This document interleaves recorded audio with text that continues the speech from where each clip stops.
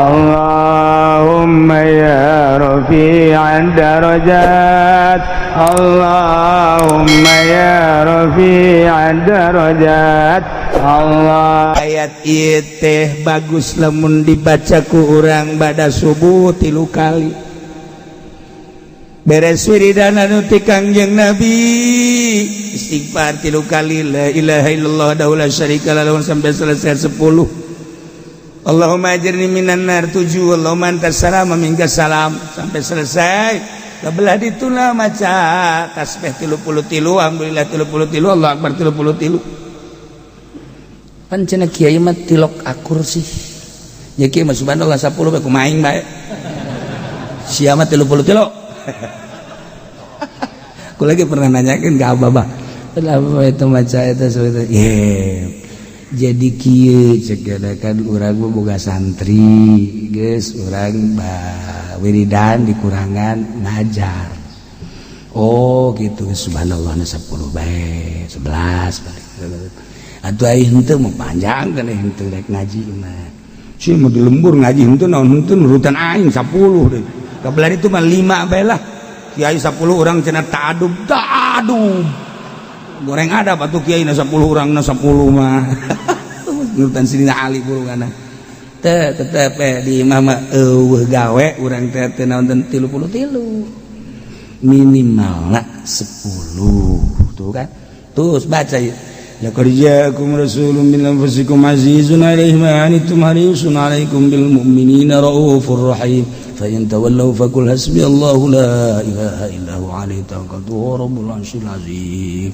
3 kali. Ieu teh rahasiana panjang umur. Ieu lamun urang daek maca ieu ba'da subuh 3 kali panjang umur. Cek aki-aki umur 80 moal mah. Mal sakira ieu.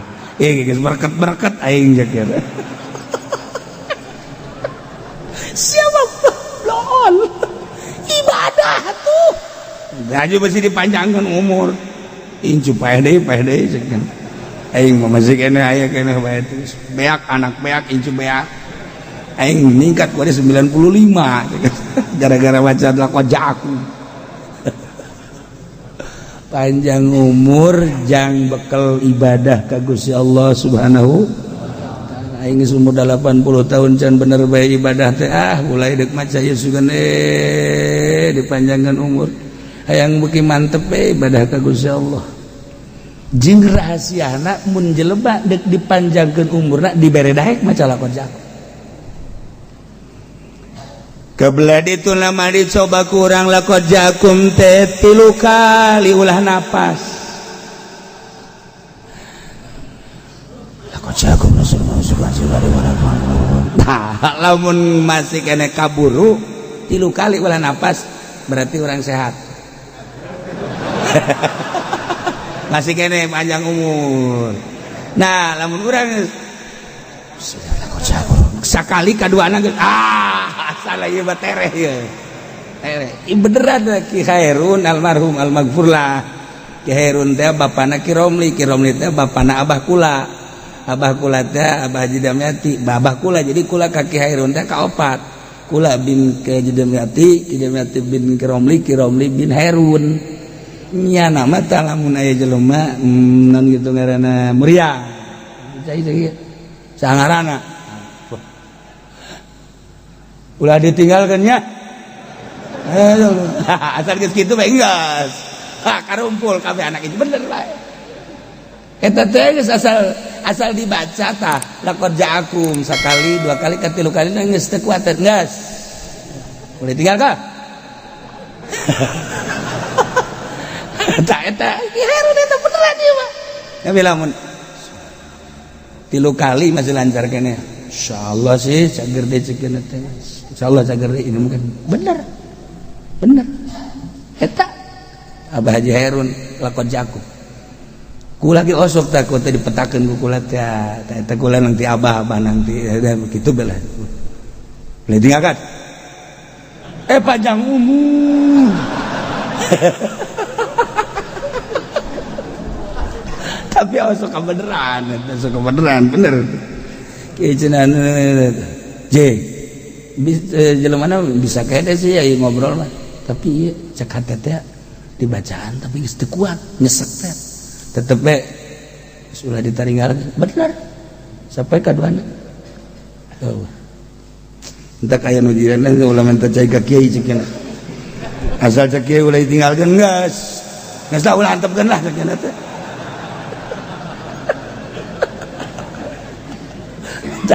ieu mah lamun jadi urang encan jadi mah ulah wakah urangna geus tadanga laqad ja'akum rasulun teres ieu mah ya pugusiana eungap ulah sok-sokan heulanan wiridkeun ku sorangan we heulanan wiridkeun ku sorangan ulah wakajang tatangga-tatangga cobaan nu menta nu naon nu menta nu naon coba asana isukan ya emang aing teu kuat lah koja akum ya ulah ya lamun geus kataekan sering dibaca ku urang tek hadiahan abah diahan ke Herun tek osok kejadian padahal aja sehatkeun cenah tetep ulah tinggalkeun lah bener kayak nunggu kritis di rumah sakit ke badi ICU lah kojakumna lancar kene panjang umur insyaallah nu paehan nu mau cai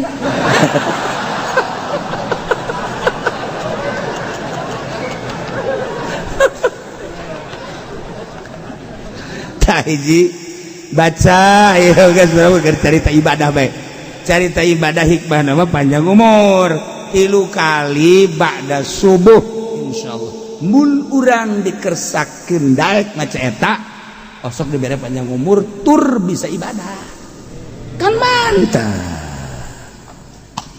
Nabi Darda gola man gola idza asbaha wa idza amsa hasbiyallah la ilaha illahu alaihi tawakkaltu huwa rabbul arsyil azim sab'a marrat kafahullahu ma ahamma di mana-mana jelema maca isuk-isuk 7 balik sore-sore 7 balik bacana ieu hasbiyallahu la ilaha illahu alaihi tawakkaltu wa huwa rabbul arsyil azim 7 balik isuk 7 balik ke subuh isuk lah jeung sore memeh maghrib atau atas maghrib dibaca 7 balik nah ieu bakalna kafahullahu ma ahammahu bakal dihasilkeun daun anu dipake ka hayang urang ya Allah ilmu ye lain nalagaan ye ilmu ye kanyawan saya nyandung kan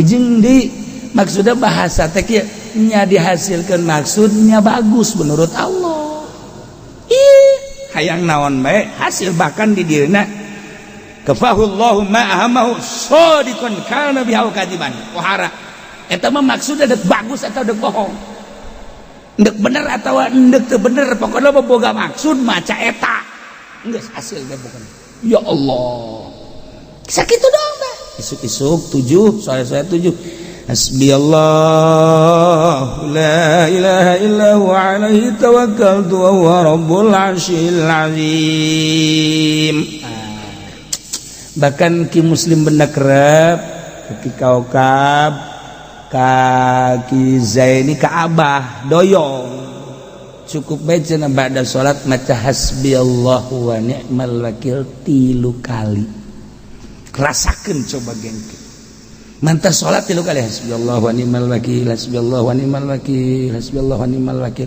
diterusir wa hasbiyallahu wa ni'mal wakil limal maula wa ni'man nasir hasbiyallahu wa ni'mal wakil limal maula wa ni'man hasbiyallahu wa ni'mal wakil limal maula wa ni'man nasir mista unggal pada salat sakitu eta mah ti muslim kaki kaukab terus kaki zaini ka abah doyong ti abah sok diwiridkeun beta ku abah doyong abah agrat eta wasiat ka abah dibaca bae terus ku abah bener rasakeun teu kudu caritakeun engke enak bener tah asal mata salat hasbiyallahu wa ni'mal muridan biasa heula terakhir hasbiyallahu wa ni'mal wakil ni'mal maula wa ni'man nasir hasbiyallahu wa ni'mal wakil ni'mal maula wa ni'man hasbiyallahu wa ni'mal wakil ni'mal maula wa ni'man nasir bakal jala lembar segala tilu balik tas salat masya Allah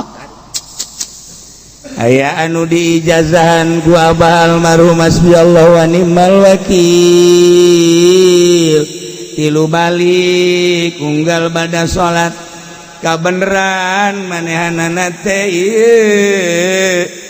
kitu usahana proyek begitu proyekna gagal cerik kan ka abah cerik dibere eta bae cenah wirid hasbiyallahu wa ni'mal wakil ni'mal maula wa ni'man nasir balik ta salat insyaallah bangkit deui diwirid bae kunyana teh bener hasbiyallahu wa ni'mal wakil ni'mal maula mun leuwih oh masalah cak abah leuwih mangan tilu bae heulanan suka ju hayang leuwih-leuwih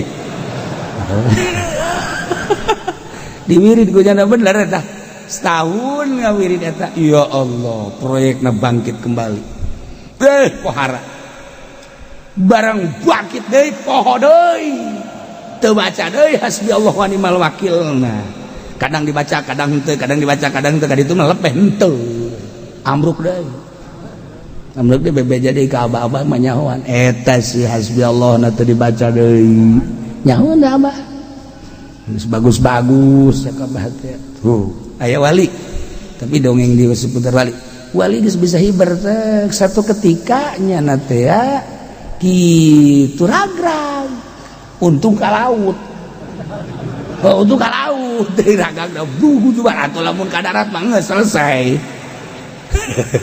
ragrag ka laut nyana kaget ya Allah ya Rabbi kok abdi bisa ragrag sih sakieu keur geunaheun-geunaheunana ja anu ngajepret eueuh naon eueuh untung bae aya anu mawa tongkang aja dibawa ka eta ka naon gara-garana ka parahu salametkeun nanyana taqarrub ka Gusti Allah terus taqarrub aya ta ilham maneh tadi subuh maca hasbiyallahna ngan sakali nu biasa 3 kali ya Allah ragam atuh sia mah geus ragak deui ti kejebur bae kabeh maca tilok naon tilok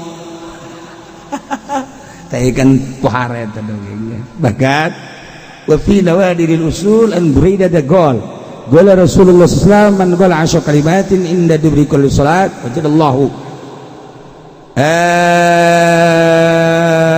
gitu naon ngaranna indahuna tekafian majziyan khamsun lid dunya wa khamsun lil akhirat 10 hasbiyallah bah ujian naon 5 urusan dunia bakal hasil maksud cukup muyah bagian akhirat lagi geus moal kana laka di dunia 5 teh bakal hasil maksud cukup muyah mayeh hayang nanaon ge aya akhirat lagi moal tersentuh api neraka iya baca Quran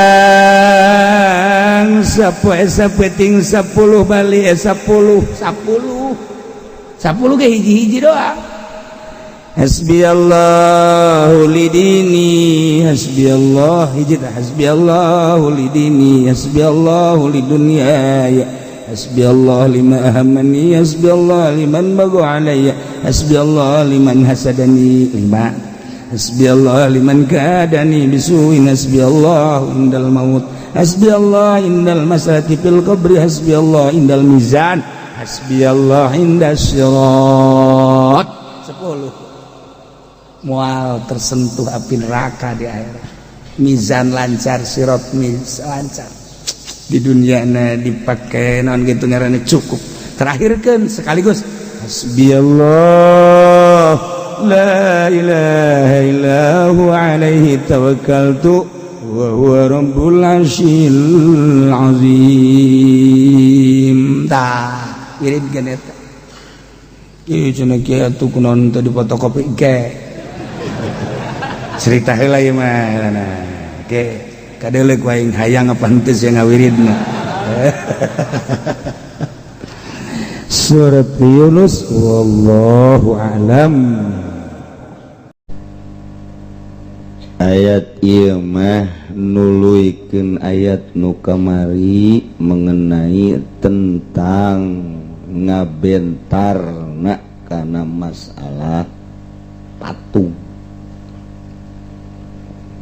Kamari putra daripada Abu Bakar Siddiq radhiyallahu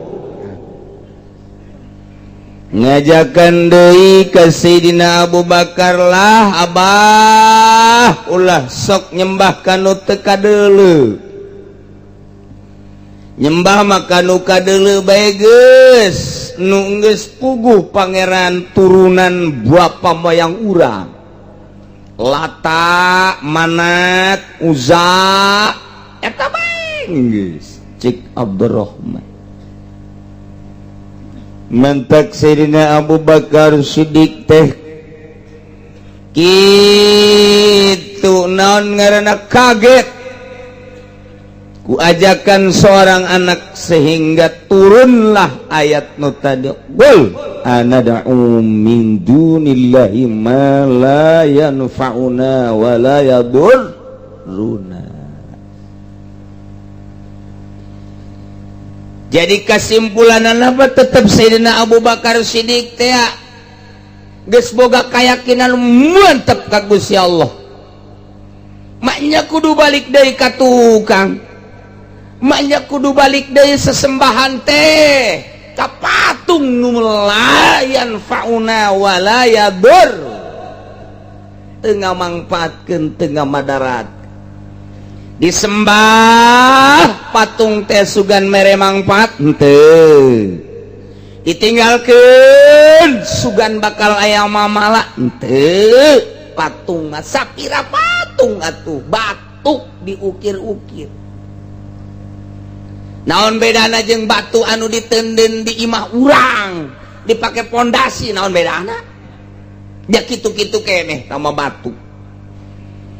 Tapi kan keyakinan mah atuh keyakinan mah sesembahan teh keyakinan dianggap pangeran, pan pangeran mah kuduna anu kitu naon kitu ngaranna anu sakti. Atuh pa dieu mah boro-boro sakti ditoelan ge ku urang irungna jamana naonnya na pangeran dulu dia gadona dikieu-kieu ku urang teh atuh kumaha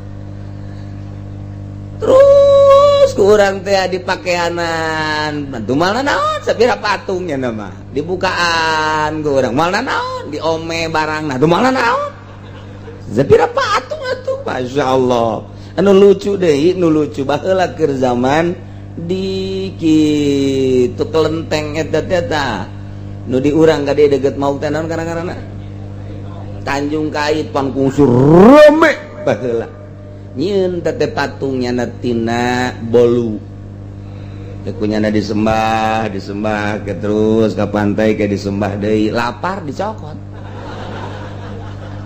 aya nyokot tiru udah duceulinan leungeunna di dahar jeblon teh coba eta tadi disembah ku ari di dahar ya blon-blonting ka si jelema unsur rame baheula teh di Tanjung Kait teh masyaallah aja kuncena modar geus tutup deui masih kene ku ari teh eta keyakinan teh kos kitu tah nah ieu mah pangeran mah Allah ditambahan deui tinu tadi teh ieu ku ari jangan yakinkeun bahwa pangeran teh bener-bener pangeran Allah lu kos kumaha ieu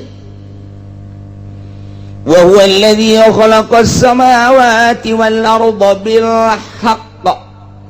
Gusti Allah teh zat anu ngadamel 7 lapis langit 7 lapis bumi kalawan hak kok bener. Nang saha eta nyieun langit nang saha nyieun bumi? Coba tanyakeun coba ka urang Amerika langit nang nyieun saha? Bumi nang nyieun saha? Ujung-ujungna lamun nyana menelusuri tetep bae Allah sebagai pencipta pembuat langit jeung bumi pasti Allah. Tapi tidak percaya wae kan pajar jajadianan kos petet meureun gitu tah jahe takut orang Yahudi geus jahoeun jana langit mah ciptaan Allah Nasrani sarua langit bumi ciptaan Allah anu ngabejakeun bahwa langit bumi ciptaan Allah, rasul teh bertugas di tengah bejakeun kade. Yeuh langit teh nyieun aing bejakeun. Cak Gusti Allah, bumi na nyieun aing bejakeun. Tak urang mah kuari jauh zamana jeung Kangjeng Nabi Adam, jauh jeung Kangjeng Nabi Idris, jauh jeung Kangjeng Nabi Nuh, jauh jeung Kangjeng Nabi Ibrahim, jeung Kangjeng Nabi Isa, jeung Kangjeng Nabi urang geus 1400 tahun. Tetapi urang mah dibere babari jasa dibere mudah, urang mah iman ka Allah, iman ka Kangjeng Nabi Muhammad sallallahu alaihi wasallam, tanda bahwa urang moal pati-pati ku Allah dijieun jelema mukmin lamun teu rek di ka surga. Jadi berarti ieu teh ahli surga ya. Anu nundutan ahli surga. Anu ahli surga bae geus macam-macam. Ahli surga.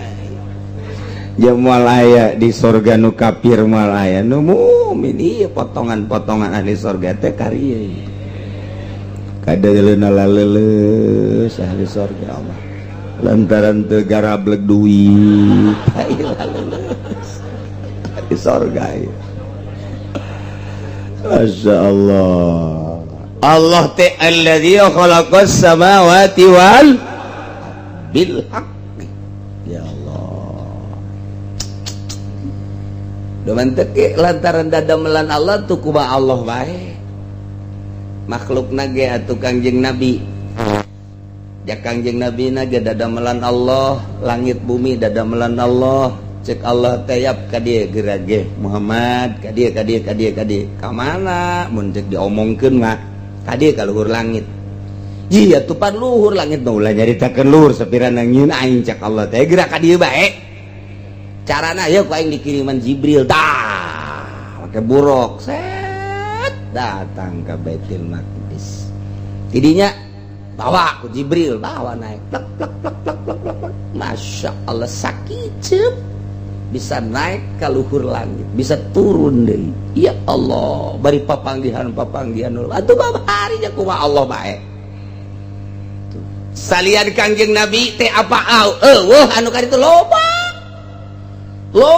nu geus kadar itu teh naik dekat langit ke hiji, langit ke dua, langit ke tilu, langit ke opat, langit ke lima, datang ke langit ke genep ke tujuh, gitu loba. Ngan kos kitu mata menang dicaritakeun. Tuh, jangan bae teh dibere kanikmatan ku Gusti Allah. Dibere kanikmatan ku Gusti Allah lantaran ibadah geus mantep jasa ka Gusti Allah kos Kangjeng Nabi. Eueuh sabakatul hiber-hiber acan resep kana dunia. Sama sekali lantaran di hati teh dunia jadi tenganggap karena dunia. Mun geus tenganggap karena dunia letik dunia teh urang mah nu mantak dunia karasana gede nganggap tak anggapan urang dunia teh hebat eta nu ngahalangan urang ka Gusti Allah. Nganggap urang karena duit bermakna eta anu ngahalangan urang ka Gusti Allah. Ketika orang geus eueuh pandangan terhadap dunia letik dunia teh dunia teh ku nganggap jeung teu nganggap horeganan terhadap dunia. Bagi jelema-jelema anu geus teu nganggap kana dunia dipolong-pongkeun langit plek bisa neuleuh plek bisa neuleuh tak bisa neuleuh. Ya Allah ya Rabbi, ieu mah carita dongengna bae heula kos kitu tah dongeng. Ya urang mah datang ka modar geus anu moal ieu mau ala tiap potongan kredit kieu atuh budak kadanan ku teresep jasa kana dunia ulah-ulah ngeridit atuh mamala tamat cilaka. Ya Allah ya Rabbi, moal kebel hirup di dunia kunaon dibobolokotan ku paharaman rugi amat atuh. Masya Allah karim. Nah Gusti Allah teh alladzi khalaqas samawati wal arda bil haqq kahiji. Nomor kedua Gusti Allah teh inget Muhammad yauma yaqulu kun fayakun. Gusti Allah teh nu bakal nyarita jaga di poe kiamat cak Gusti Allah kun padahal mah henteu kudu ngomong kun Gusti Allah ngan bahasa jang nyontohan ka makhluk, bahasa Gusti Allah mah leuwih cepet tibatan kun ngan deui bahasa jang supaya kaharti dek kawujudkeun maha kawasa Allah iwati bahasa kun.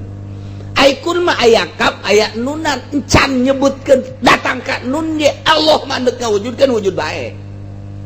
Ngan ieu mah bahasa jang supaya kaharti. Ingat Muhammad bejakeun ka kaum anjeun Gusti Allah teh di samping ngadamel 7 lapis langit 7 lapis bumi katut eusina oge nu bakal nyarita jaga caritaan Gusti Allah kun wujud sia kayaku cel warujud kabeh poe naon eta wa yaumul qiyamah etalah poe kiamat nu yaqulu lil khalqi umum geura narantu ta eta teh ngan sakadar bahasa padahal mah henteu kudu diomongkeun kun ngan ieu mah keur carita bahasa jang supaya kaharti poe eta lah nangadamel Gusti Allah bakal kiamat engke setelah kiamat diganti engke bumi sageus diganti. Nah, digiring di kuburan masing-masing ka mahsyar narangtung. Tah inget Muhammad tah poe eta teh nahieun aing.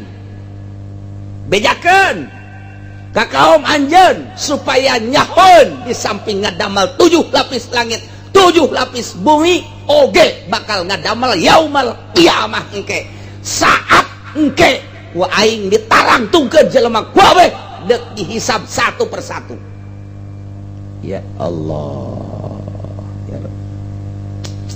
Hiji-hiji jelema urang ada gua sabaraha ribu tahun ke bakal nu mentek hayang paheula-heula ge manda teu make baju teu make calana narangtung kabeh jelema dek dihisab ti kuburanana lempang mamawa amal masing-masing dibuktikan ku Gusti Allah engke ti kuburan masing-masing ka mahsyar teh bapanggulan jeung babawaan urang teh anu tatadina manggul amal bagus banggul amal bagus dibuktikan engke amal teh ku Gusti Allah teh nah tinggal anu garoreng bakal katempo ke ku urang di ditu jelema anu di dieuna maling embe ti kuburanana ka mahsyar nyana mamanggul embe dipanggul embe bari sasada embe teh be cek ulah gadeng atuh aing isin ya cek langkonya tetep sasada be atuh geus tambah siksa karena ge urang kanya kapanggih jeung geje ade teh embe di papanggul ulah loba omong sia mamanggul embe ka mahsyar tuh. Oh coba lamun nu malingna urang terep sedangkan mahsyar teh ayana di Yerusalem ta eta teh ti terep ka Yerusalem lempang manggul embe onceng Masya Allah Gusti Allah nagu eta lamun maling embe lamun maling sapi dipanggil ti Cikupa ka Yerusalem yo mamanggul sapi sasada sapina sasada mo kabeh nyareleuk Haji Encep manggil sapi manggul sapi teh kadeuleu urang bayangkeun ku urang ieu lah nu kudu dipikir ku urang kudu ditapakuran ku arieuh ku urang lantaran urang teh bakal nyorang ka ditu pemikiran urang teh ulah dipikirkeun kana masalah dunia sejenak mikiran kuari mikiran isuk sakadar dahareun kendaraan imah jang saayeunaeun tutup heula pikir ka dimensi akhirat ka ditu urang bakalna dihudangkeun ti kubur digiringkeun ka mahsyar manggul amal-amal urang manggul nu dikorupsi ku urang maling embe panggul maling kebo panggul maling sapi panggul maling onta panggul maling si Mbak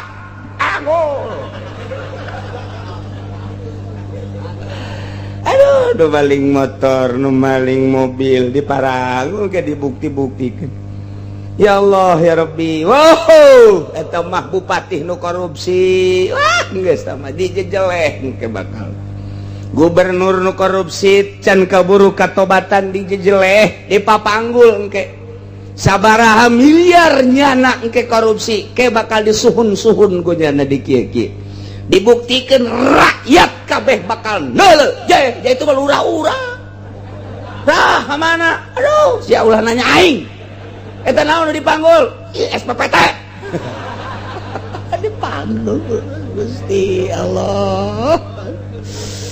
Aduh inget kadinya mah peuheur iya inget Muhammad di samping aing ngadamel 7 lapis langit 7 lapis bumi aing ngadamel yauma yaqulu kun fayakun paenaon eta poe kiamat. Urang ke bakal nele bakal nempo pimpinan-pimpinan urang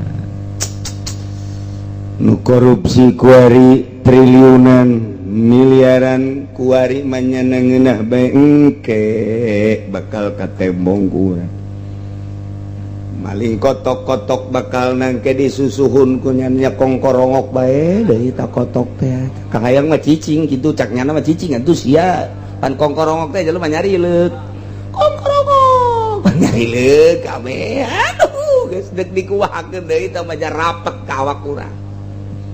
Ya Allah ya Rabbi sing hade jasad teh ih nangadamel aing ka pangeran teh cek Gusti Allah qaulul haq ucapan Allah dauhan Allah sangat hak sangat benar.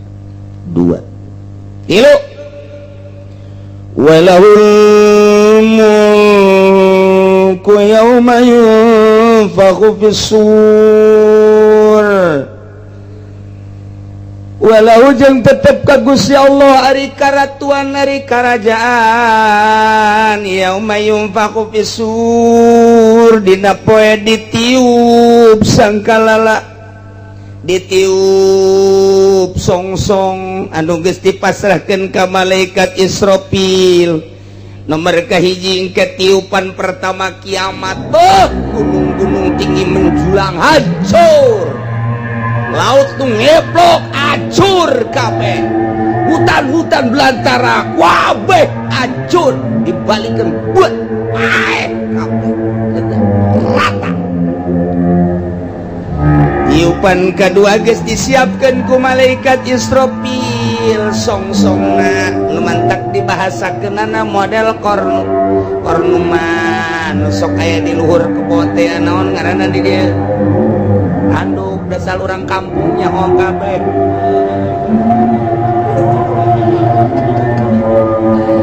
taduh tah jadi kos tanduk teh kieu maksudna ti dieuna gede ka dieuna leutik eta songsong lain sa songsong na trompet lain sa trompet orempet na horenganan seluruh ti mimiti Kangjeng Nabi Adam datang ke akhir umat Kangjeng Nabi urang aya di jero songsong eta wadah roh cak gede kumaha ulah nyaritakeun sagede kumaha engke bae saksian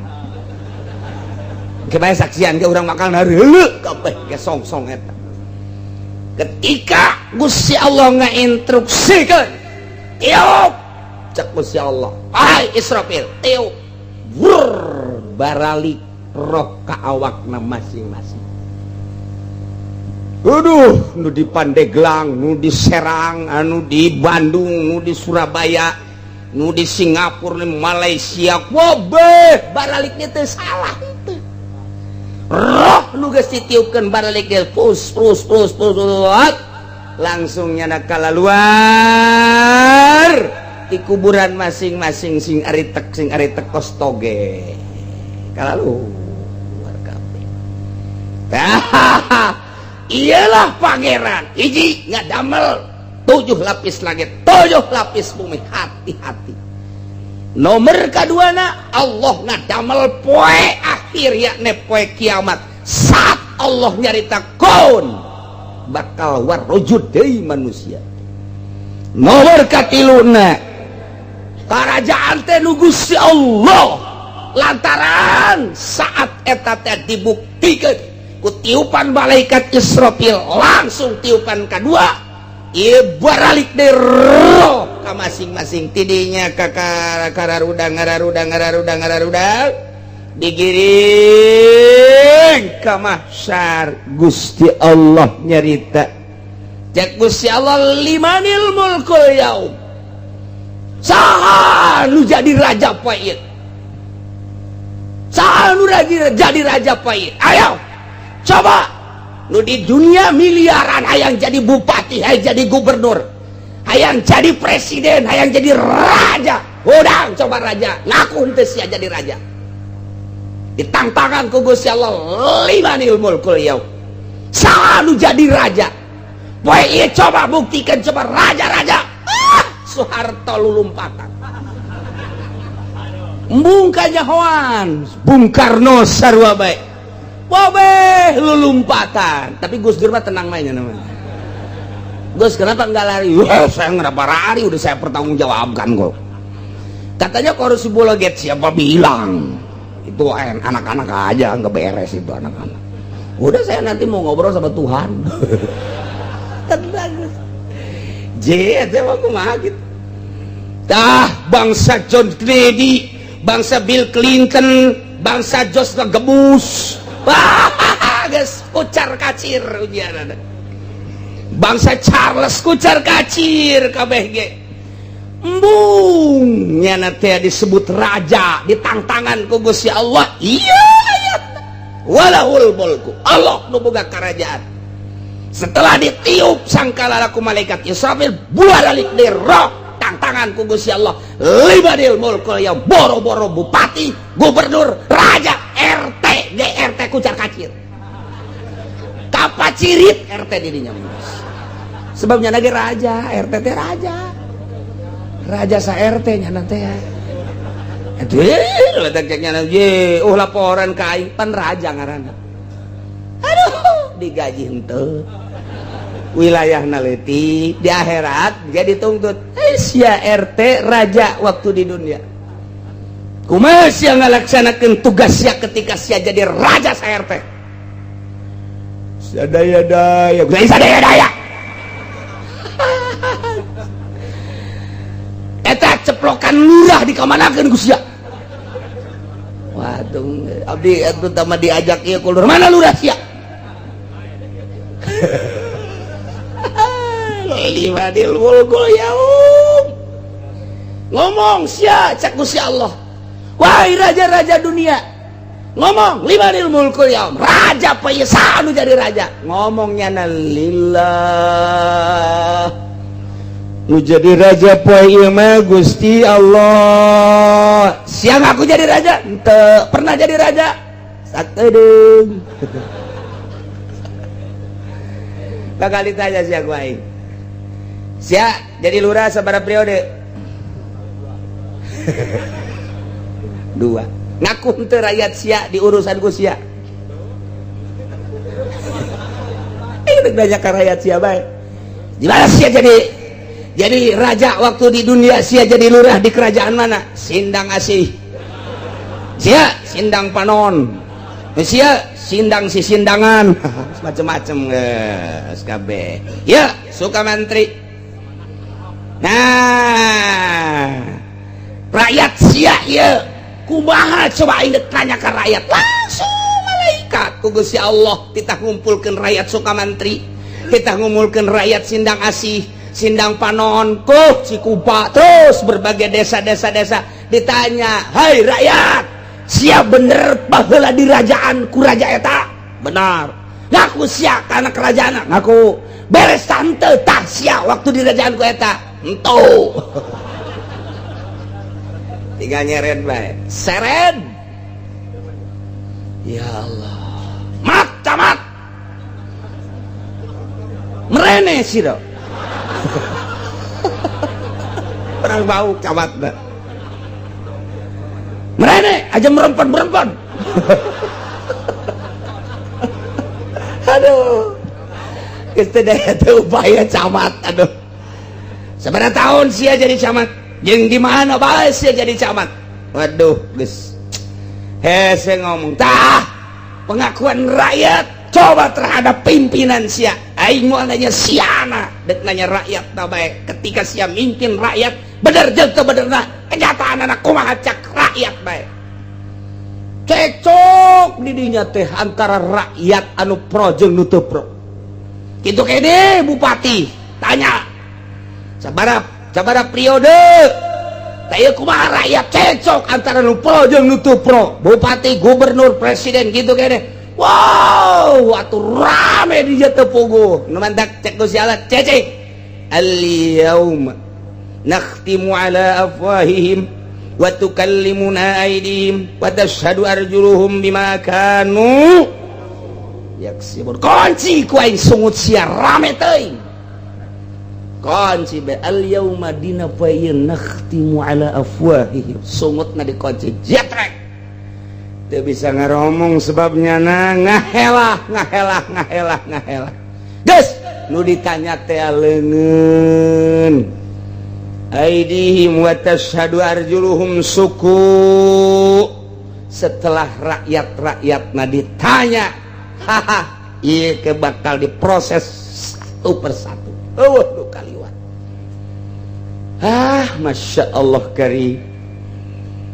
Dek ditanya tentang kepemimpinan anak ieu teh kitu adil atau hianat. Sebab semboyanana dari rakyat oleh rakyat untuk rakyat. Nyata atau henteu dana APBD diturunkan untuk kebutuhan rakyat. Ditanya ke rakyat Pasar Kemis, "Hai Pasar Kemis, ketika mana dipimpin ku seorang bupati? Nah, ieu kumaha ieu jalan rarapi tante?" Lain sia lain ku ari nanya na bego.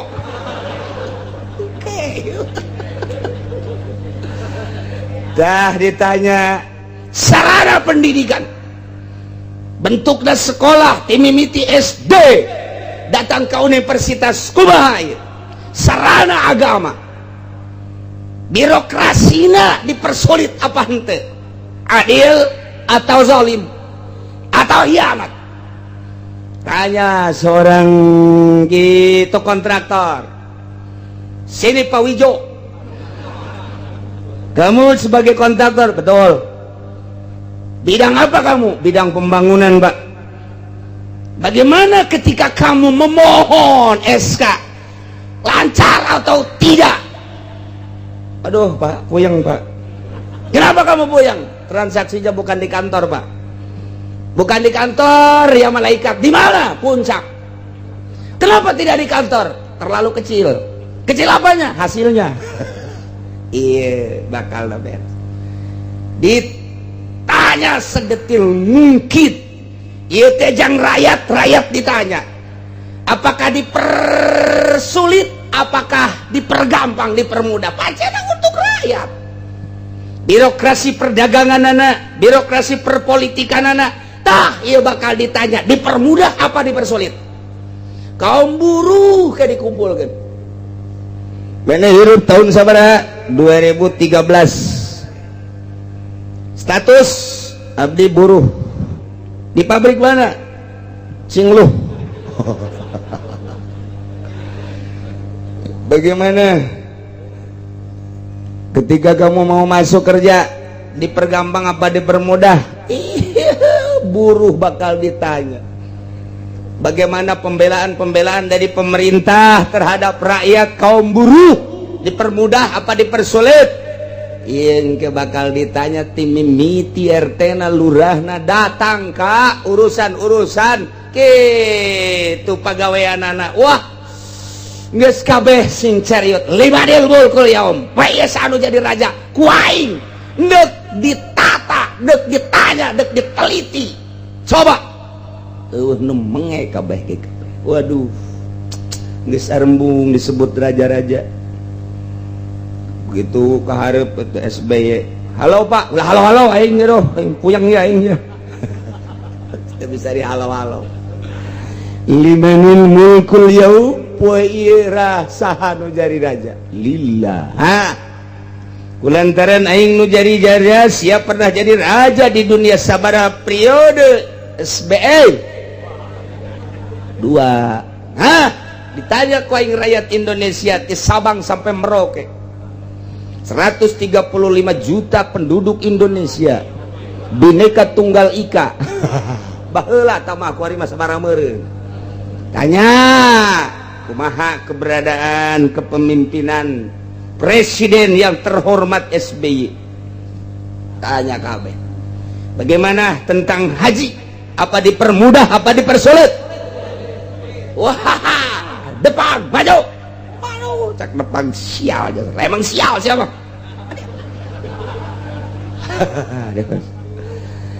Kumaha keberadaan rakyat anu harayang ke Mekah dipermudah, birokrasi apa dipersulit, pancena dari rakyat oleh rakyat untuk rakyat.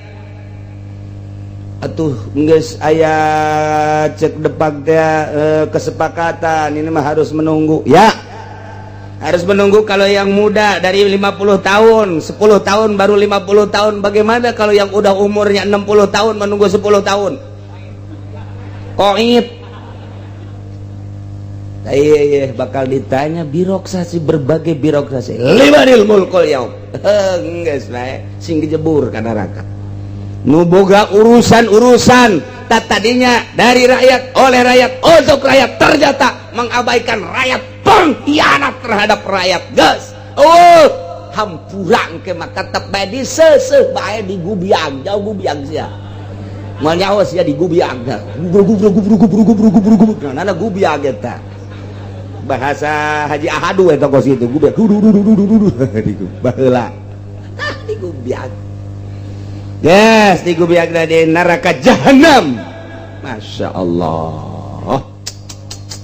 Iyalah hakim terakhir, jaksa terakhir, meja hijau terakhir. Di dunia bisa nu salah dibenarkan, nu benar disalahkan. Di akhirat di Rabbul Jalil terakhir engke nu salah tetap salah, nu benar tetap benar. Bakal kanyahoan nu mantak urang lamun di dunia kuari tetuntas atapkan ke persidangan terakhir di Rabbul Jalil meja hijau Gusti Allah. Aing bakal nuntut ka sia. Geus titik, geus bakal jasang ke tah ayatna ieu. Walahul mulku yauma yunfakhu sur. Allah karim. Nomor kaopatna alimul ghaibi wasyahadah. Gusti Allah teh anu maha uning kana nu gaib jeung anu syahadah nu hadir mah gobawa masuhida. Anu teu kadeuleu ku mata kasat urang gaib ku Allah mah kadeuleu jeung kauningan anu hadir mah komo boro-boro ku Allah ku urang ge da kadeuleu kanyahoan. Geus Gusti Allah mah anu bisa disumput salindungkeun lantaran kadeuleu ku Gusti Allah jeung kanyahoan lumpat ka mana ayeuna urang bakal kanyahoan. Nu mantak al-udbaqul al-udbi heran.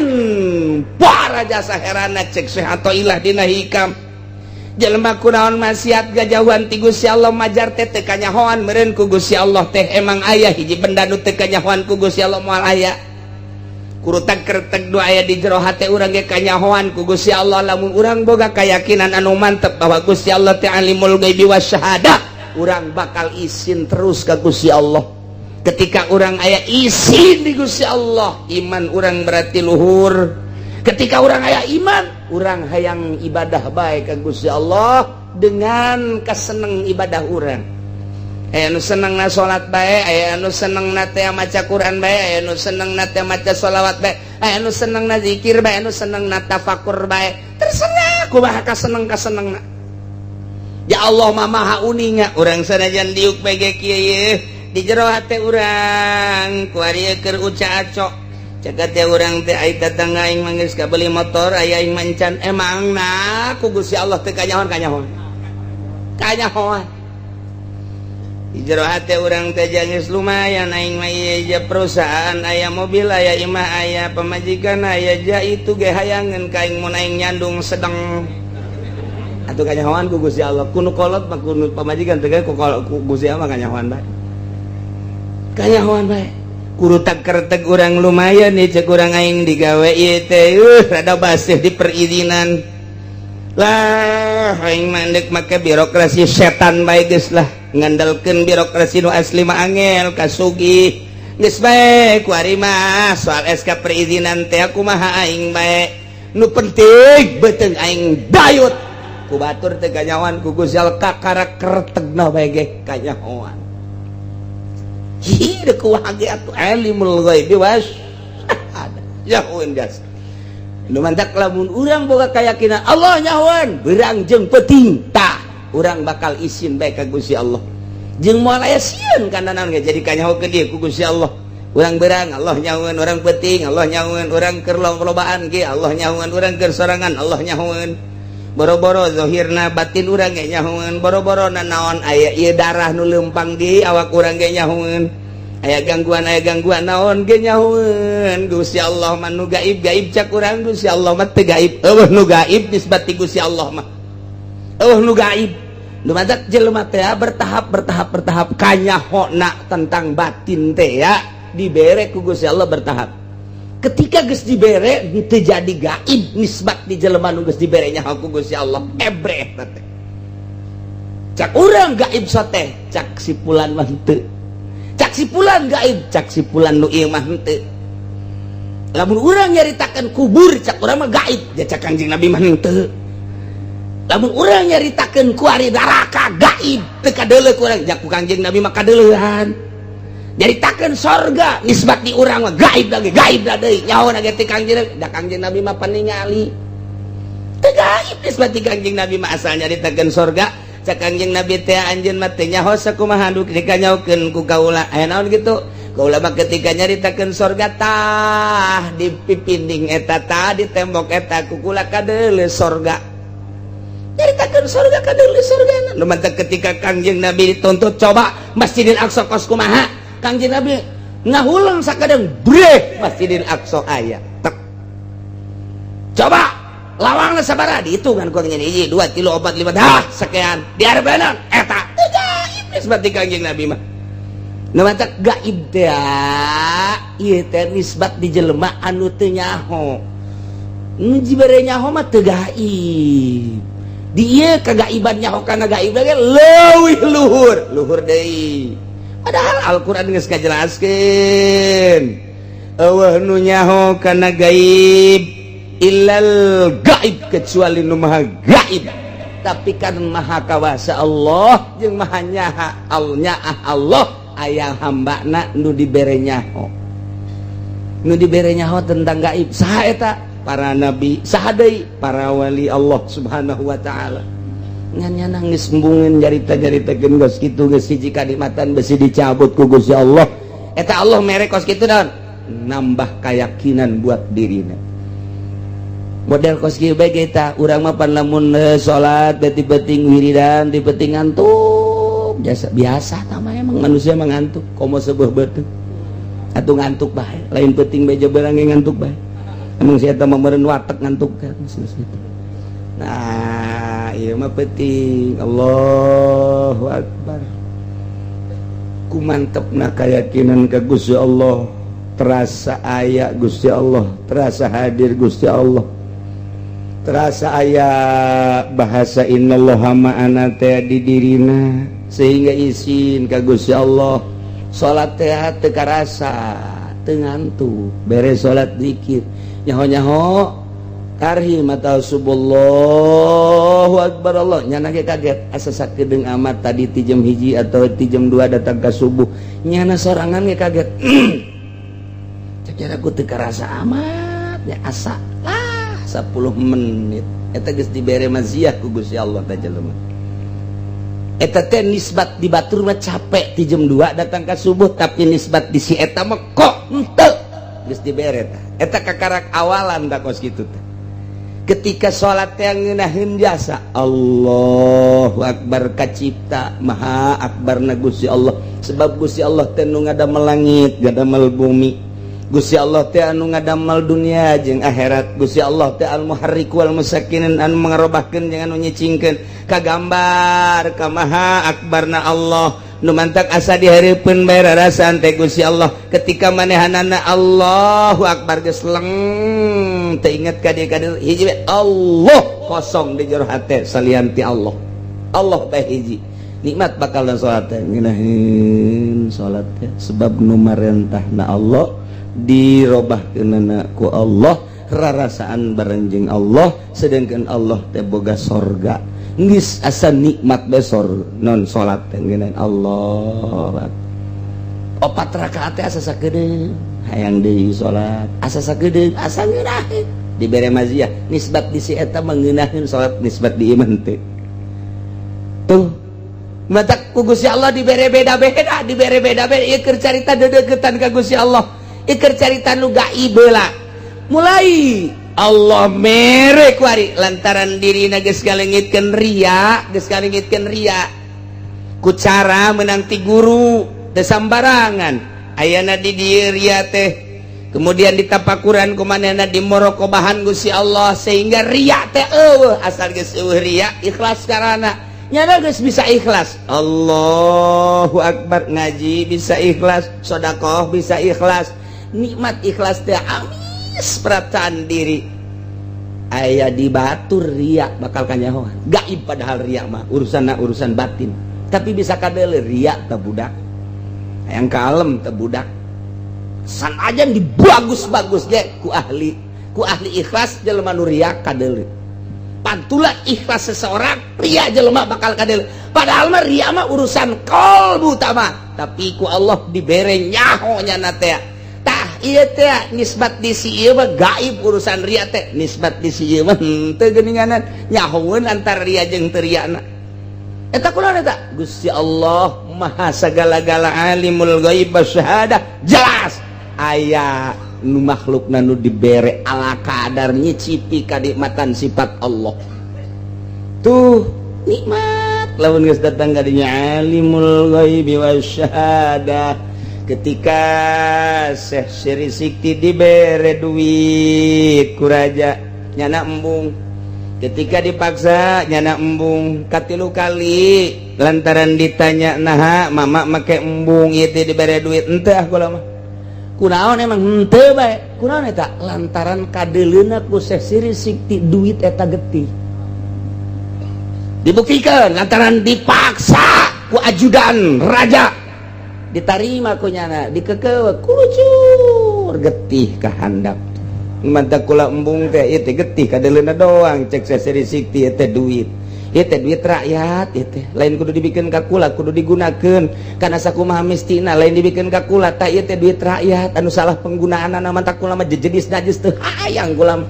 jelema nu narima atuh kadeleuna bae duit jeung loba kabutuhan tapi lamun jelema nu geus bisa deuleu eta teh getih atuh jejenis saja teu hayang sabaraha miliar dia teu hayang getih atuh jang naon getih urang mah lantaran teu bere deuleuan kos kitu malah nyeun proposal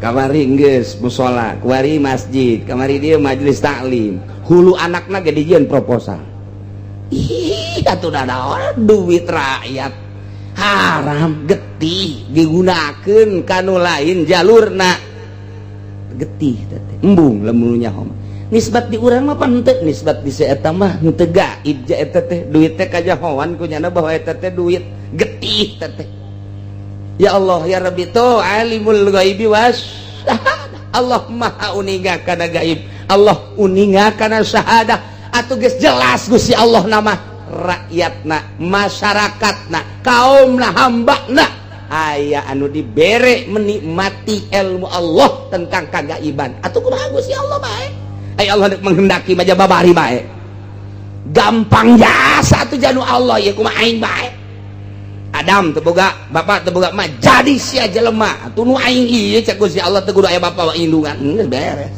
Isa teu kudu aya bapaan geus asal aya indungan jadi bae geus tuh kos kitu di Cikupa oh bapaan jadi bae geus bapana mudik ka ditu nyana reuneuh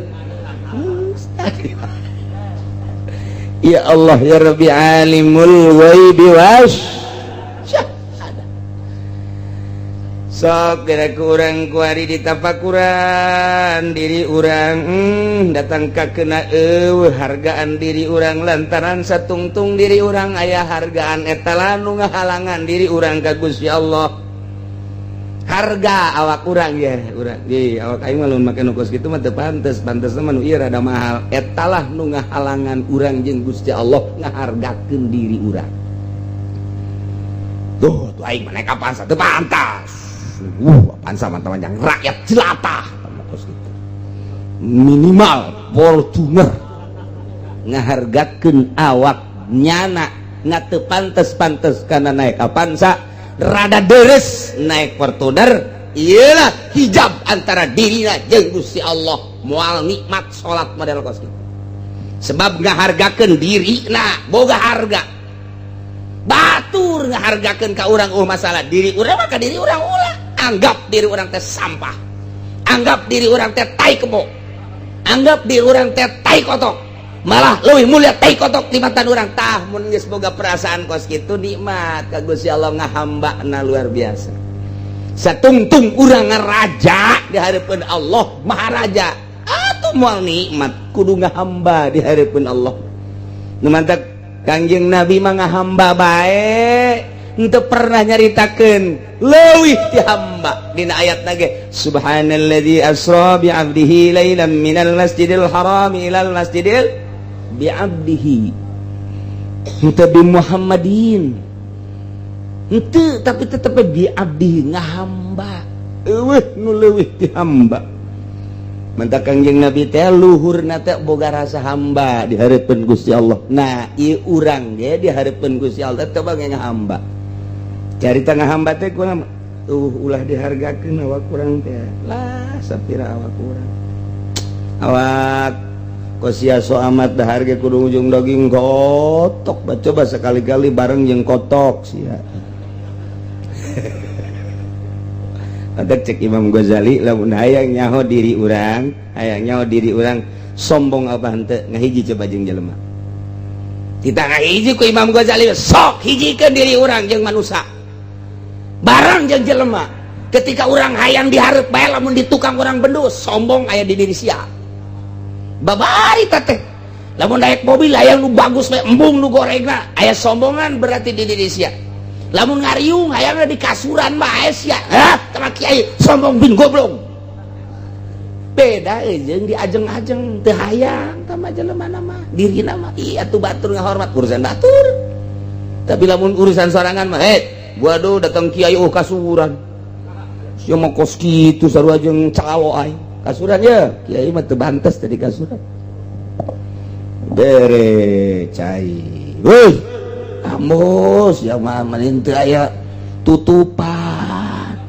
masyaallah tutupan atuh tah make tutup make tatakan cek cenah meureun deuk nginum tatakan meureun teh eta kos kitu teh eta sombong teh ketika orang hadir haju awak orang hadir kieu bae henteu ditanya-tanya teu ditoel-toel di diri orang sial aing hadir ku hadirna nanya naon sombong hijikeun urang jeung batur coba ge lamun ngarasa akur bae dihormat sakitu teu dihormat sakitu diajeng-ajeng sakitu teu diajeng-ajeng sakitu bah geus mulai bagus malah mun dihormat-hormat teh urang ngazana muringgak bulu Mama al-alim al-allama al-fadil al-syekh tolong tuh belum loba amat sih orang keheul teh Allah maha uninga berarti orang kayak kieu Kiai Saifuddin yang terhormat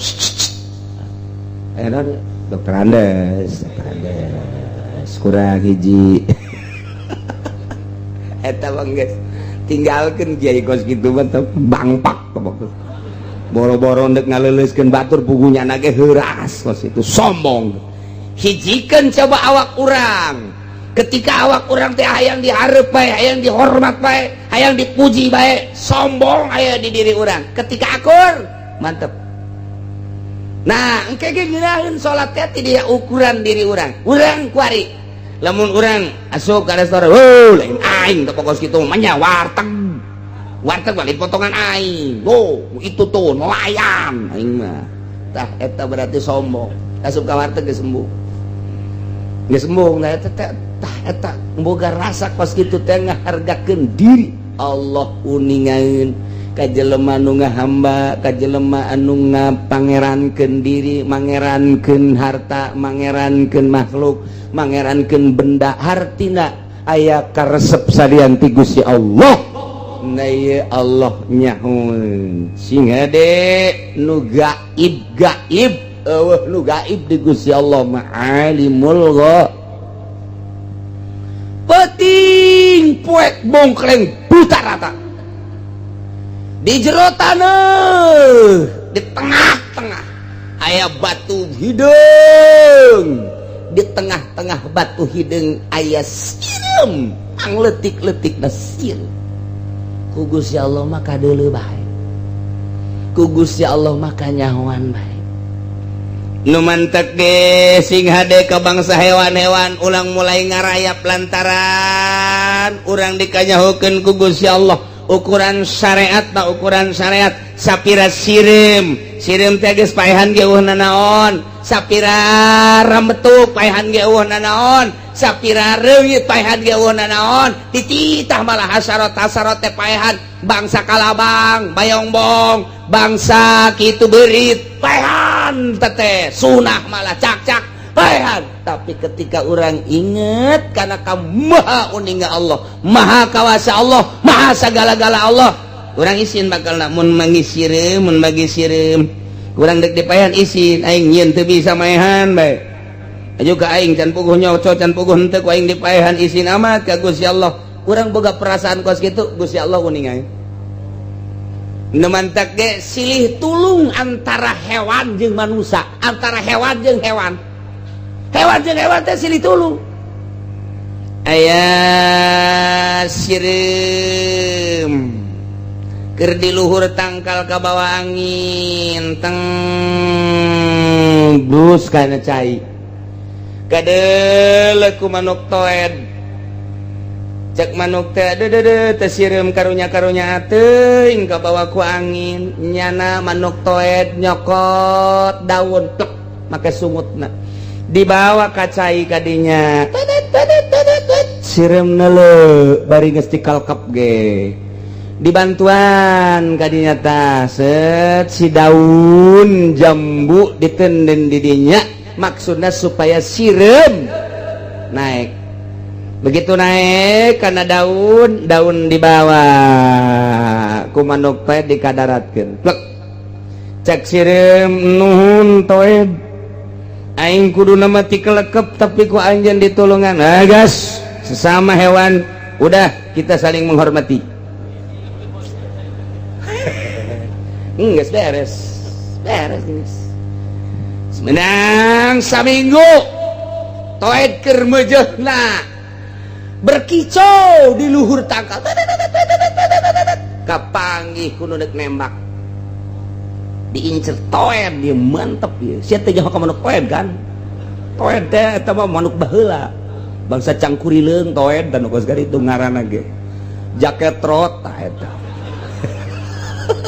udah korea ya eueuh kan warung jaket trot eueuh sareng gunting segala gitu toed cak wah geus diincer ku bedil senapan sireumna le cak sireum teh ieu teh toed nu nulungan aing wah asana terbunuh sireum gegeurana datang ka dieu datang ka keletna ka dieu mejeuna deuk ditembakeun dicocok buat ngagibeng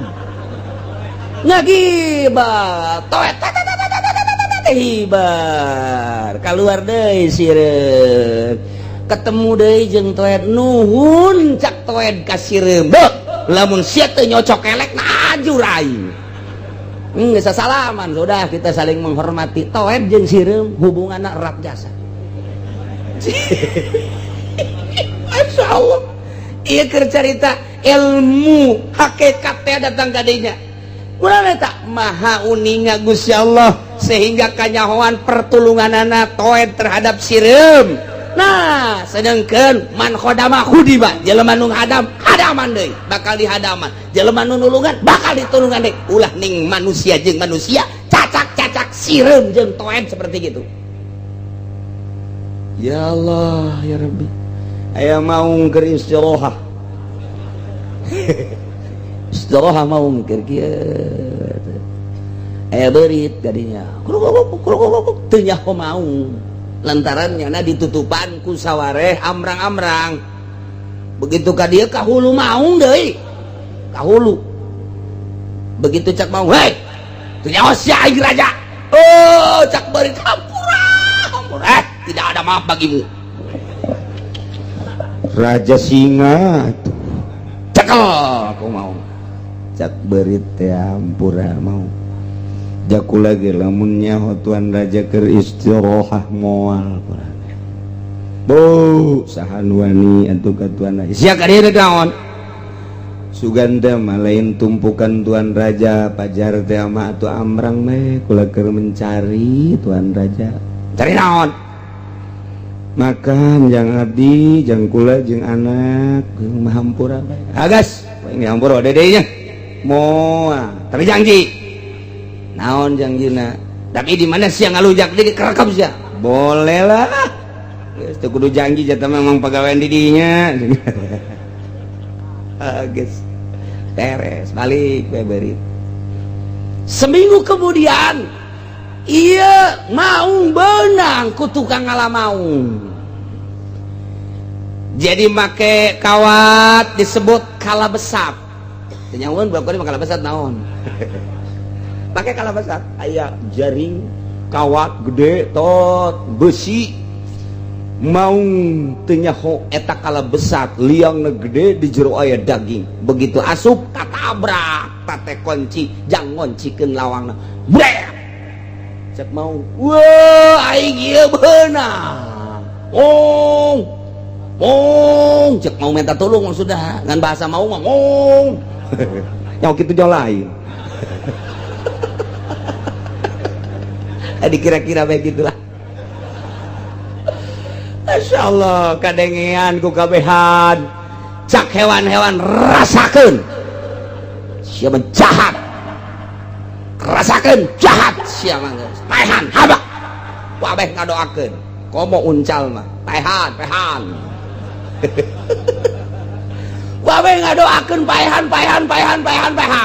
yos beres dibawa caritana ka imah nu ngalamau diteunun di hari jol berit aduh baheula nu nulungan aing deuk dikerekep henteu teh beuh aing mun baheula kunyana dikerekep meureunaan paeh anak aing terbengkalai meureunana kusababnya anak aing deudeuh jeung nyaa anak aing goledeg ku ari sareubeung ku aing deuk ditulungan bae datang ka dinya rit cak mau naon raja je sia di dieu ngahaja deuk naon tuh deuk nulungan tuan pan siapa ke nulungan aing pan pernah tuan nulungan kula waktu kula deuk dikerekep ku tuan raja cek kula hampura sebab kula keur mencari jang anak kula pan ku tuan raja dilepaskeun wah bener aja sia deuk nulungan deuk kumaha sia nulungan cara kula moal bisaeun batur ayo coba tulungan atuh aing ke tungguan penting beurang mah ujianna raja ajur kula ajur peting ke peting beres kata ke peting geus harees kabeh nu bogana hees nyaman berit datang deui ka dinya tek tenang tuan raja eta besi eta digegelan kawat digegelan talina digegelan malah nyana mawa rombongan wahai kaum berit ieu urang tulungan raja urang yeuh urang babarengan digegelan plok beses raja keluar heurit aing nuhun gas ya gas urang pake perjanjian kula ulah di dahar kula engke bantuan kula ge bakal ngabantuan oke gas transaksinya ada di dinya watuh nu bantak eueuh dongengna takwari raja ngadahar berit mau eueuh embe di dahar teh kebo uncal bayawak dia tapi berit membungin sebab nyana boga perjanjian mah kumaha eta berit kumaha eta dedeh jeung nyaa eta teh awal nama si maung kaberit kulantaran rasa ditulungan mantalanga tulinga jelema nu nulungan ditulungan deui Masya Allah tah eta teh keur carita ilmu hakikat lain bae manusia anu sok tutulung ka batur saat-saat batur keur darurat keur masakat ditulungan ku urang luar biasa urang mere duit 50.000 100.000 kanu boga ai alhamdulillah alhamdulillah ngan sakali paring alhamdulillah nama jaya nyana teh deuk dahar deuk nginum deuk pake ge ai bungah mah bungah bae jadi bere ieu tapi ketika aya nu pakir kamari can dahar kuari ieu dahar nyaho teu dibere ulah 100.000 10.000 masyaallah ujian ngadoakeun ge sadeupa geus mah cerik-cerik 10.000 komo 50.000 mah geus 100.000 mah bisa kojot di dinya eta lah ku narimakeunana tah Allah neuleukeun teh uningan alimul ghaibi wasyahadah hatena kadeung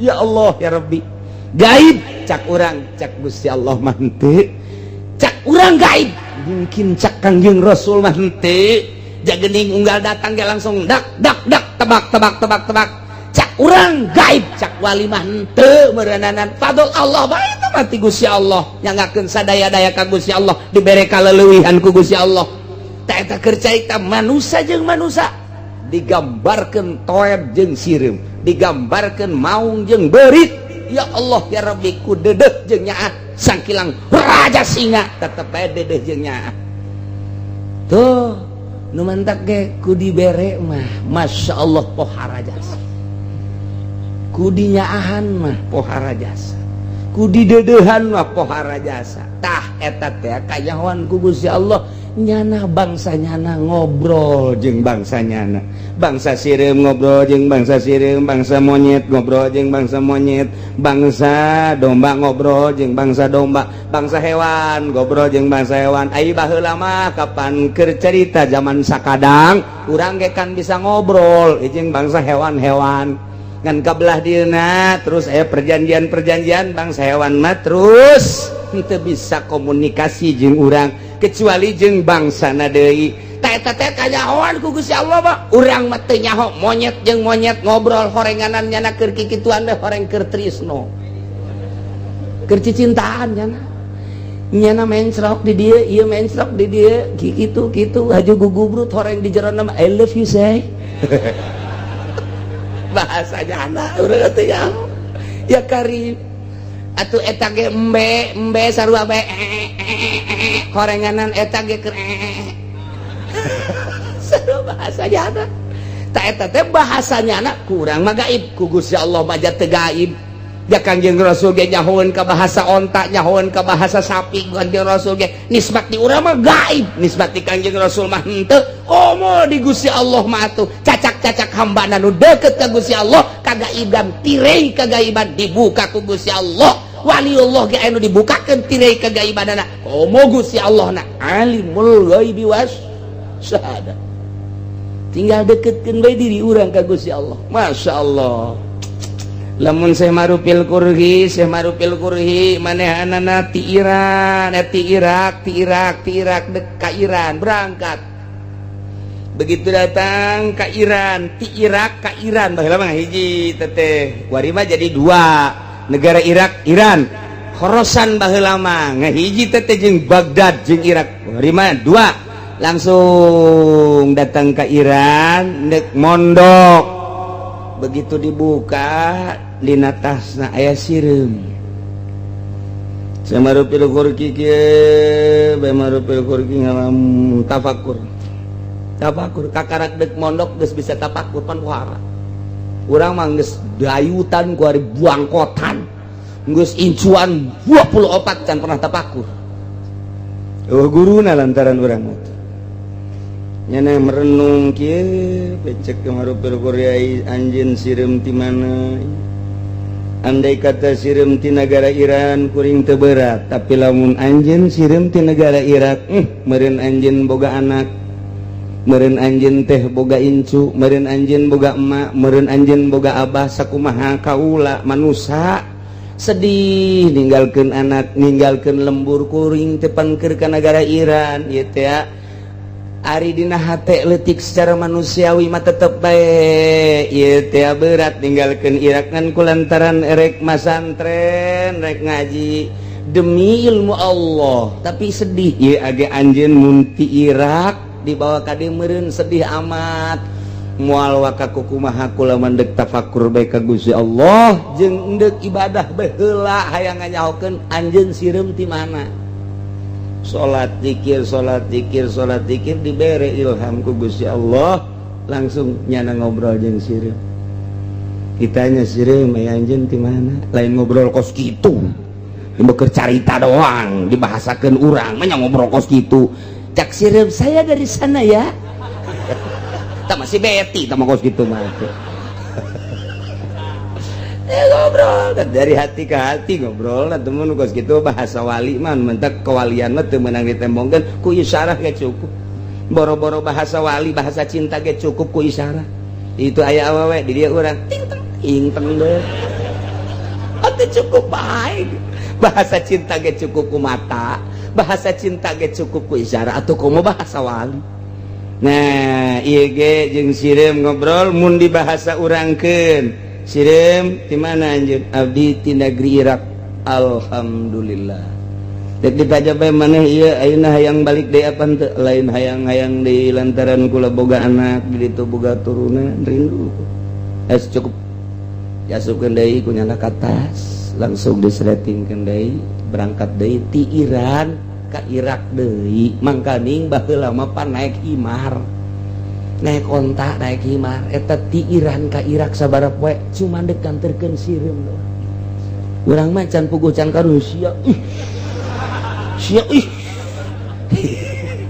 ieu carita ilmu hakikat jauh asa urang kunaon eta teh geus diberes sebagian ilmu Allah alimul ghaibi wasyahadah nempel di Syekh Marupil Qurhi keur merasakan nyana teh ku bahasa sireum cak urang mah gaib jacak Syekh Marupil Qurhi banteu. Ya Allah, maha kawasa Allah, maha segala-gala Allah. Ketika hamba geus dibere ku Gusti Allah, hese nyaritakeunana. Moal ka bendung ujianana ketika Allah geus mere. Boh ilmu, boh harta, boh kanyaho tentang gaib. Gusti Allah nu maha uninya, Gusti Allah nu gaduh, Gusti Allah nu boga, nyagakeun sagadaya-daya ka Gusti Allah sampai ngobrol jeung sireum. Tadi mah manuk jeung sireum hewan tama. Berit mah jeung raja singa hewan tama kuari mah manusia ngobrol jeung sireum. Kangjeng Nabi jeung onta ngobrol, Kangjeng Nabi jeung sapi ngobrol, Kangjeng Nabi jeung tangkal korma ngobrol. Ketika tangkal korma bongkota dijadikeun kitu mimbar Kangjeng Nabi dijadikeun mimbar dijadikeun paranti diuk di mimbar kemudian paranti khutbah kuari aya nu mangyieunkeun seorang wanita kaya orang Turki ku Kangjeng Nabi eta kapan dikaditukeun dikasisikeun cari kadege ku sahabat kabehan suarana ngaleungis naon eta ya Rasulullah cak Kangjeng Rasul suara bongkot korma nah make jeung ceuring nyana embung papisah jeung kaula mantak diusapan ku Kangjeng Nabi wahai bongkot korma dikasisikeun soteh lain dek dihinakeun tetep anjeun bersatu jeung kaula kuari di dunia engke ge di akhirat di aku di sorga anjeun babarengan jeung kula kakarak eureun cerita nu matak eta hese urang lamun geus caritakeun ka dinya aya seorang ulama damarna cempor bae padahal mah geus listrik damarna cempor wae dibang meulikeun nu bagus eta deui dipake bang meulikeun nu bagus eta deui dipake tanya kapan kebenaran nu nanyana anakna ditanya ku anakna abah kurang eta teu dipake kajian teh di sisi bae pan abah make cempor bae sia mah teu nyaho eta cempor teh ya amanat ka abah sanajan geus make nu bagus kula mula ditinggalkeun lantaran ieu urut abah sia cenah tuh teu kahartieun kan ku batur urang lamun ngobrol kos kitu pajar dukun wah teu mah kieu jadi dukun teh kos kitu mah kita mau ngobrol jeung gelang bahar kajen kuku mage segala combong segala naon tuh beda dukun jeung karomah dibukakeun tirai kegaiban ku Gusti Allah alimul ghaibi wasyahadah wa huwal hakimul khabir Gusti Allah maha bijaksana, maha uning terhadap berbagai perkara batin jeung zahir, zahiran wa batinan eueuh anu kudu teu kanyahoan ku Gusti Allah. Nu matak hiji bae sifat Gusti Allah alimul ghaibi wasyahadah, tancapkeun ke jero dada urang, bukakeun hate urang, pelakeun di jero hate urang sehingga berkembang biak di jero dada urang, ka awak terus ka ceuli, ka irung, ka mata kabeh bahwa Gusti Allah teh alimul ghaibi wasyahadah, bakal nikmat hirup urang, bakal ngeunaheun hirup urang, terutama ketika urang zikir ka Gusti Allah jeung salat ka Gusti Allah. Sebab naon? Geus aya sifat Allah nu nempel di diri urang. Dibere ku Gusti Allah, usahakeun ku urang mulai balik ngaji cicing di imah alimul ghaibi wasyahadah, alimul ghaibi wasyahadah. Oh Gusti Allah maha uning deuleu pamajikan urang keur naon teh budak ge pamajikan urang aing teh nyaho ku Allah mah kanyahoan asana boga bebene deui ka jeung lain deui gincuna kandel amat. Wah iya asana tuh itu mah kos gitu mah atuh lain dibere nyaho teh mah ngaranna terkaan salah suuzon teh mah pugunya nama kayak gincu jang urang pajarjan tukang ojek salah sia make gincu kandel amat tindak sasanarieunana pan suriga ka haji pan ngaji lain doi sia ditinggalkeun ngaji sakieu bage sadangdan masyaallah cak pamajikanna ka haji ieu kula jang ka haji ini dikukumahakeun ge kumaha ka haji dikukumakeun itu mah sadangna dijang ka haji lah lain sia coba ka dieu SMS aing heula masyaallah SMS cek kan eta mah lain tapakur teh suudzon siga ada eta mah lain kos kitu atuh siga ada teman can dibere ilmu teh mah kos kitu mah malah ngalaleban tah mah jadi tapakur sing lurus ka Gusti Allah ka maha kawasaan Allah maha uninga Allah terus kebal engke urang teh isin geus dibere isin tu mancep engke ge dibere pirasat heula jelema lempang gitu oh pirasat anu tilok nyalahan jelema anu pirasat anu pirasat anu dibere pirasat bata ku Gusti Allah teh masyaallah datang kanundeuk maot henteu nyaho kana gaib kan kakarak dibere pirasat leuwih ti pirasat bakal geus pohara jasa tah mah ngan geus teu meunang bebeja kaditu nama teu meunang bebeja eta teh anu carita almarhum aya hiji jelema maot kemudian atuh anak pamajikan bapak ma mamang dulu kabeh sebatang kara nyata lapor ka kiai ka dieu ka abah almarhum kiai ulan maot aju dirgahna aya tanahna aju ija ahli warisnya aju kudu kumahakeun cenah teh ini coba ka Lampung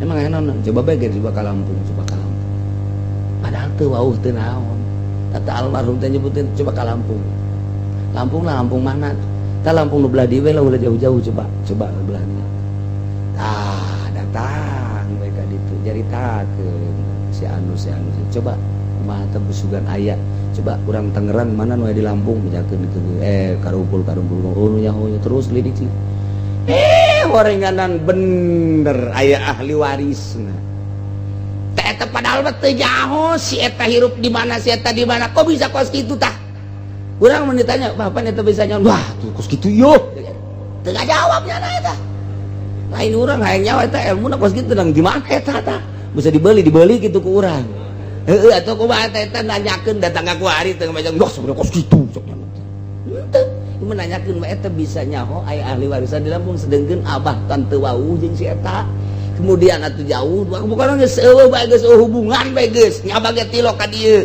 nyahoan teu naon tetapi bisa nyebutkeun eta coba di Lampung berarti aya ahli warisan kadeuleu tah kos kitu ieu datang ka kuari teu dibejakeun atuh geus karup-karup marot deui atuh geus masyaallah tah ieu tepan kos kieu mah sia cenah ngaji ieu kos di Ampel eta sepi kene eta manu nyaksian ngomong gitu loba jasa pala putra anak-anak kabeh kos Ampel cenah kadu manya bae cenah dagang ambal aya cenah kadu itu kadang ka tukang-tukang ieu ge tukang naon garanna cabe bawang aya manya tuk urang ye coba ge aja usir ada ulah kadanan sia mere mah kajeng cenah milu dahar we di dinya eta geus ngomong bae tah sataun memeh maot teh geus ngomong wamoy cenah bokalna bener bae ku hari ulah tukang baung tekan tah rahasia aya mere mah tilok nya ge bacana kiai hayang dibere teh mah keur dongeng bae lah jangan naon tah rahasia sih. Masya Allah bebejan teh naon teh celu celewe di dinya geus masalah geus masing-masing bae nyana-nyana urang-urang atuh ngan sing tartib bae hiji ulah aya sampah-sampah lantaran di balain tempat dagang geus niatanana ka dieu ngaji beheulanan kadua kakarak neangan maisa geus ulah ngotoran di dieu engke lamun ngotoran di dieu engke kukula bisa-bisa meunang teu meunang dagang ulah dagang geus pokona mah dagang di mana bae tapi aing tetep minta untung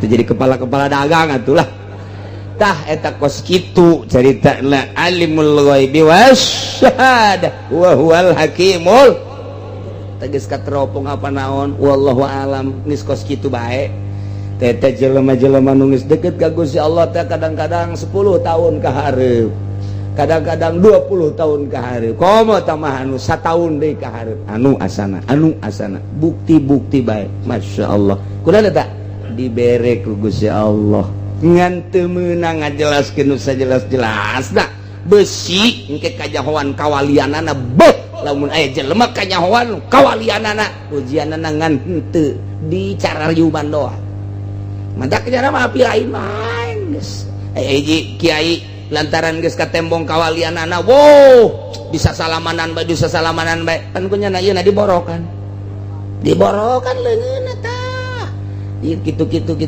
wow ngemu ka dieu terus salaman aya borokan kan embung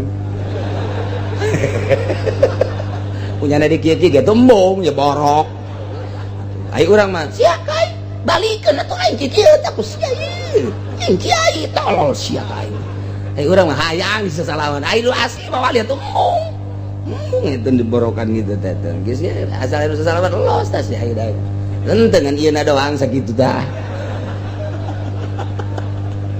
ya embung anu asli mah teu hayang disasalaman teh emang kumaha kitu teu hayang isin ka Gusti Allah isin encan meujeunna asana disasalamanan encan meujeunna asana di kitu-kitu teh boga isin makin ka ditu makin isin makin ka ditu makin makana akhirna mah kos kitu nyanana tadi borokan teh di anu supaya arembungeun ai urang mah lain malah ngajak engke sasalamannya kayaknya aju cium tangannya sehingga ada sia ulah kaliwat barokah aya wali nyebut barokah ka sorangan gantung habak ya kos gitu ieu tah kos kitu ya alimul ghaibi wasyahadah wa huwal hakimul khabir tah engke ti dieu urang mulai minggu hareup bakal ngadongengkeun Kangjeng Nabi Ibrahim alaihis ieu bakal na ieu dongeng Kangjeng Nabi Ibrahim ujianan nu ngabesan rugi ujian ieu mah gitu panjang dongeng nih mual tamat datang ka 3 minggu ieu mulai ieu dina Al-Qur'an ku hari urang ngadongengkeun Kangjeng Nabi Ibrahim alaihis salam geus besi minggu hareup deuk kondangan diheula-heulakeun ieu lantaran ieu moal kabangi deui mah angel jasa ka balik deui teh angel oh luar biasa komo nu kolot mah moal balik deui kabul modar nya atuh wa idh qala Ibrahim li abihi azara wallahu a'lam